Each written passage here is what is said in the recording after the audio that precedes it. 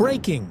A new United Nations report has dropped a bombshell on South Sudan's government, exposing massive financial irregularities that are sending shockwaves across the country. The 2023 to 2024 spending figures don't just raise eyebrows, they raise alarms. The government spent 2.43 trillion South Sudanese pounds, nearly 650 billion South Sudanese pounds, over its approved 1.78 trillion South Sudanese pounds budget. But here's the catch. Every major public service got less than what was promised. That includes education, healthcare, and most shockingly, salaries. Less than half the salary budget was paid, the report says, while doctors, teachers, and soldiers continue to go unpaid. Meanwhile, senior officials reportedly hand-picked companies to receive oil cargoes, completely bypassing the auction process. Why? To get early cash advances and kickbacks. One of the biggest diversions, $378 billion sent to the controversial Oil for Roads program, nearly equal to what should have gone to salaries and operations combined. Oil payments weren't just misdirected, they were rerouted to third-party companies like Amuk, general trading through foreign banks, or flown in cash straight to Juba. Instead of public services, funds were used to pay off debt. And that debt, it's crushing.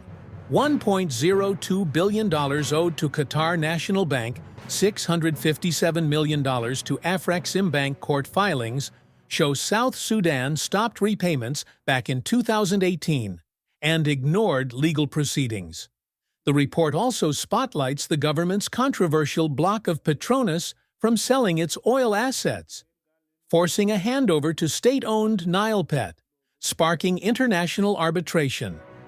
The UN warns this level of centralized control over public funds is a recipe for corruption, conflict, and economic collapse. The findings were reviewed by the UN Sanctions Committee on July 1, 2025. The world is now watching. Parliament urged to investigate U.S. deportation deal. A secretive deportation agreement, reportedly signed with the United States, is under fire. Community Empowerment for Progress organization, CEPO, says the deal was made in the dark and could violate human rights. Edmund Yakani, CEPO's executive director, didn't mince words. We demand full disclosure. Parliament must summon officials involved and assess the legality and implications of this agreement. The U.S. has already deported several South Sudanese nationals under the deal, but who signed it and at what cost? From vanished oil revenues to a nation in debt to democracy under threat, South Sudan faces a critical test. The people are demanding answers. The world is demanding accountability. We'll continue tracking this story as it develops. Civil society demands election-focused budget. In Juba, pressure is mounting. Civil society groups are demanding that the upcoming 2025 to 2026 budget be centered around one goal: credible elections. Jame Kolok, chair of the Civil Society Coalition on Elections, issued a clear message. This budget must reflect a clear commitment to credible elections. The coalition warns that any delay in funding the National Elections Commission could jeopardize the December vote. They've called on Parliament and the Ministry of Finance to act now.